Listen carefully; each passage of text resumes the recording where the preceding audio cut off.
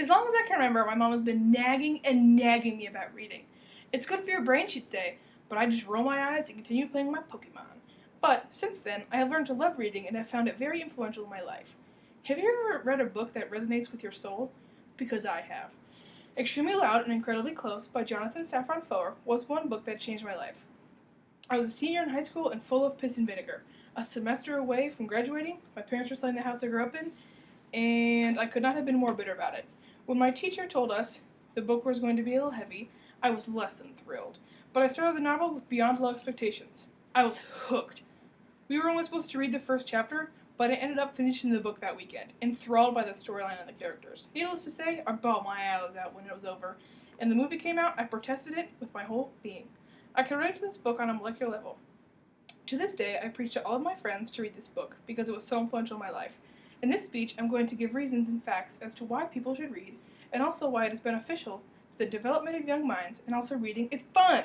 In short, everyone should read more. First off, I'm going to begin talking about the importance of reading from an early age. Reading, when encouraged from a young age, encourages discovery of new information as well as expands the mind. I have first-hand experience with this, with young children reading. This summer, I taught a 4.5-year-old how to read. Not an easy feat, I might add, but it gave me insight into how the brain of a young child works. In my experience, the first word a child recognizes is the most important. Then, they have a basis of how they can read and decode the letters, something capitalized on in the article, Importance of the Act of Reading. Quote, the relationship between oral language and reading currently can be characterized only in general terms. For example, it is widely acknowledged that reading is a language-based skill. The fact that language and reading are closely related makes it even more important for a child to read. It will broaden their vocabulary later in life, as well as give them the confidence in their social skills. As well as developing a young mind, reading can also influence the older mind when it comes to creativity. Reading can also drive the creative process forward in many different circumstances. When reading is encouraged in young adults, it yields more creative output later in life. A study found in the Journal of Educational Psychology. It also gives the idea of creativity being gained from knowledge. I have also had experience with this idea.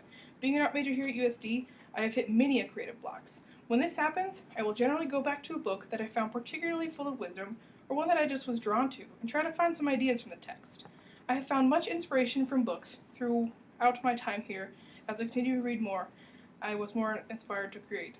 Reading can also be called a creative activity in itself. In many books, complex storylines and worlds are created, and they have to be envisioned in the mind's eye. This idea is expressed more clearly in Integrating Creativity and Reading, a Functional Approach. Quote, in order to creatively read, a person must be a capable reader at a number of levels, from single decoding of words into internal concepts to the active engagement of the text and building of complex mental worlds to model the textual elements, end quote. The next point I will be talking about is the pen is mightier than the sword. If people are encouraged to read, there will be more educated people in our world. This idea that reading creates more broad and advanced thinkers holds true in a study reported in The Power of Reading, Insights from the Research. Quote, reading develops better thinkers, end quote. This fact is also attested to in every other article surrounding this topic. The more one reads at any age, the better thinker they will become. Not only is reading good for the brain and vocabulary, it is also really fun! The last point I'm going to speak on is reading is fun. Reading for fun can range from a variety of trashy novels to reading books for relativity. At this point in my life, it is hard to find time to read for pleasure between reading hundreds of pages from my classes and attempting to have a social life, but reading for fun can manifest itself in many ways.